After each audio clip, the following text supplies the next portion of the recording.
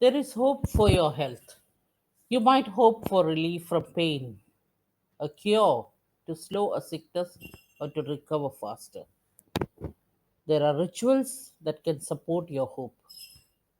They take your heartfelt desire for health and communicate your needs to the angels. The angels will respond and you will not be ignored. Good evening and welcome to Angelic Sigil Healing.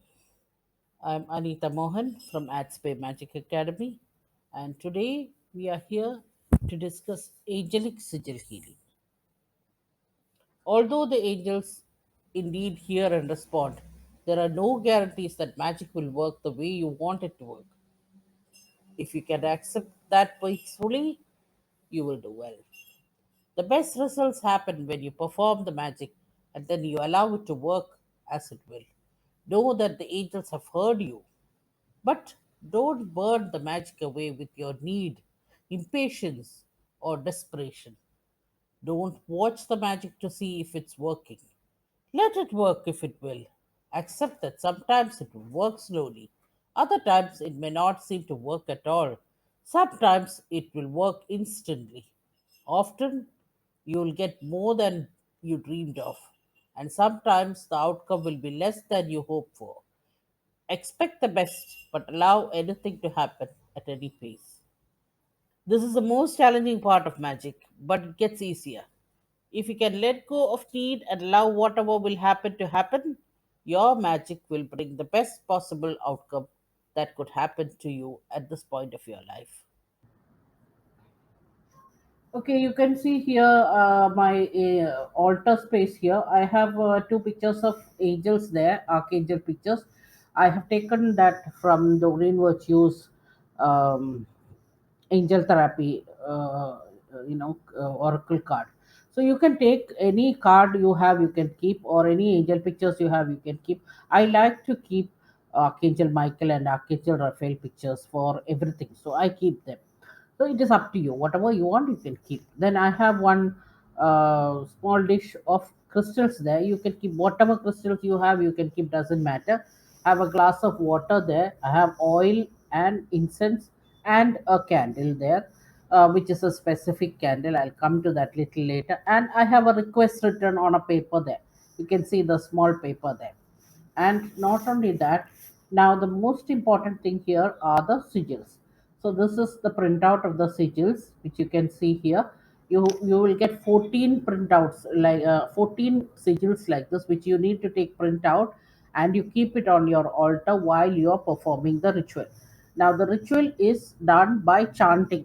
These sigils are made of angel names and names which you have not even heard before, because um, they are very very difficult names, but I will chant so you can hear the pronunciation and you can learn how to chant, how to say it.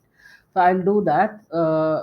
That for each purpose, the ritual is the almost the same, but with a different sigil, and the chant is the most important. You need to chant that. So that is why I'm showing it every ritual as a video. Okay, coming back to the water, the water you have to keep for all rituals. You have to keep 1 glass of fresh water there. Okay, this is mandatory. Whatever rituals you're doing magic rituals, or you're doing some puja or something like that. Anything, prosperity rituals, law of attraction rituals, you have to keep a glass of water. Now, what happens is this glass of water, it's very useful also, because it can be it at the end of the ritual it will be highly energized, and it will be a blessed water. So you can use this water. You can use it for, like, if somebody is at home sick, you can give 1 spoon of that water to the sick person, or you can also use it for cleansing your crystals. You can use it for any other blessing purpose in the house. You can use it. So that is, it's very useful that way. Okay, now you can see the altar again. Here I have the sigil. Our first sigil is here, and I have the candle and everything else. And first I do the cleansing and all that, and then I apply the oil to the candle, and now I start chanting. You can see this one piece of paper here bound with red ribbon. It is our request, and this is the sigil. Now you can see outside the outside circle, you can see some letters written there. This is Hebrew, and inside also you can see that the letters written there, this is also Hebrew. Now first we begin by chanting the names of God. We say El Iaoe Agala, El Iaoe Agala, El Iaoe Agala. At the same time, you have to be looking at the letters here. You have to run your eyes through the letters, and you keep chanting as many times as you can. You keep chanting. Now, our first ritual here is for support in a crisis. That is the ritual we are going to perform first. Okay, so the I will just give a summary of the ritual. You can seek healing and support when you are so overwhelmed with pain, sickness, or a sudden increase in symptoms that it feels like a crisis. This is a short term um, solution. It aims to bring immediate relief so that you can get through the next few days. It's useful during stressful times when you have no emotional or mental resources left and when you need help. The ritual can be used when sickness or an injury suddenly happens, or when you are overwhelmed with recurring symptoms and need some relief. The ritual can also be used to protect you when you are undergoing a medical procedure. Remember always, for any illness, seek medical help first. All this, what we do is to support medical help. You cannot substitute medical help with magical help. Now, you can perform this ritual before a surgery for the best chance of getting a good outcome without any complications. Now, the seal contains the word Kosu Mokas Kosu, which is the name of God.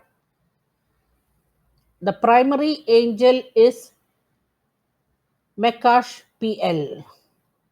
This is the name you have to speak when you are doing the ritual.